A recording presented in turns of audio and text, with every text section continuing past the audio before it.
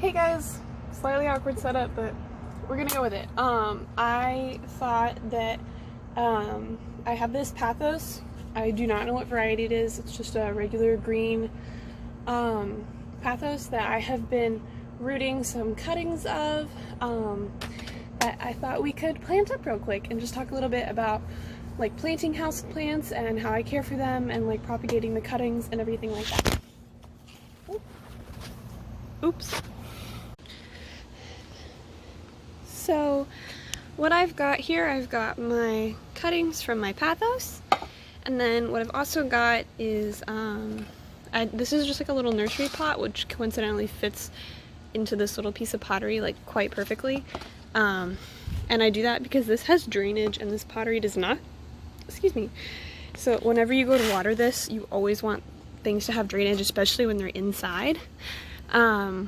And so I wanted these cuttings to be able to drain when I watered them. Excuse me. We have to take a fetch break. But I wanted these to have drainage. So I'm just gonna plant this up real quick and then talk just a little bit about like houseplant care, but more importantly probably how I propagated this. Okay? If you see me like moving around or doing crazy things, it's because the mosquitoes are out and they're absolutely awful. So what I'm gonna do is I'm just gonna go in here, and so I have like this new baby leaf that he's just barely started showing like a new root, and I'm gonna go ahead and let him continue to propagate. I'm not gonna plant him right now. You totally could. It would be absolutely fine. But so basically what I'm starting with here, you can see where the cutting was taken from, and all of these are the new roots. So these have got quite an expansive root system for how small the foliage is, but that's what we want whenever we're propagating. And so what I did was I just took a cutting from a pathos plant. It was getting a little bit lanky and needed to be trimmed. So I took a small cutting from it. I took it right at like a kind of like a joint section where there was going to be some new growth that could come out. And then we put that, I just used filtered water. It doesn't really matter. And mosquitoes are terrible. Set this in a glass jar in what we call in my house the propagation station, which is a kitchen window that gets full morning sun and ambient light throughout the day, including the afternoon. And just a short couple weeks, I think this has been here for like a month or two, and we've got all of this root development. And so what we're gonna do is I'm gonna pour most of this soil out, and so you've got just a little bit in there because I want to nestle this guy down in there, and he's got a pretty expansive root system, so he's gonna need transplanted fairly quickly. But I always like to start him out small. I feel like I can just better manage that way.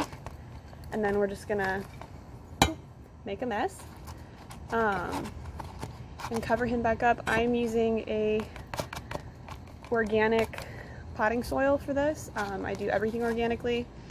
I also use a liquid fertilizer for all of my houseplants, and I do that about every 2 months. So it's about every third or fourth watering, depending on the season.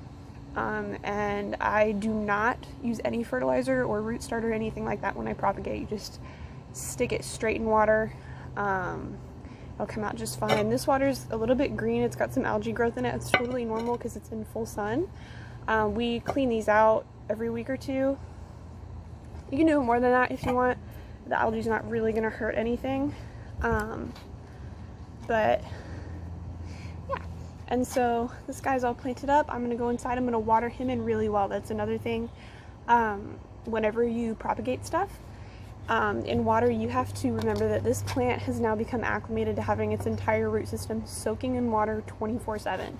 So even if it is a more like dry, loving plant, like it doesn't love a ton of water, you are still going to want to water it slightly more often than you would regularly and maintain a pretty high soil moisture for the first few weeks after you've planted it, and then slowly step back to what you would regularly water it at if it had not been propagated, if you just, you know, bought the whole plant like that.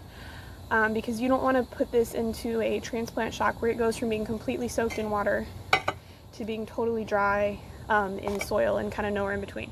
So I'm going to go in, I'm going to water this really well. I am not going to fertilize this for a few months. I want it to get a really, really good root system, and then I'll probably transplant it into a larger container, and then I will begin to fertilize. There are no really hard rules on that. You just kind of do like whatever is best for you.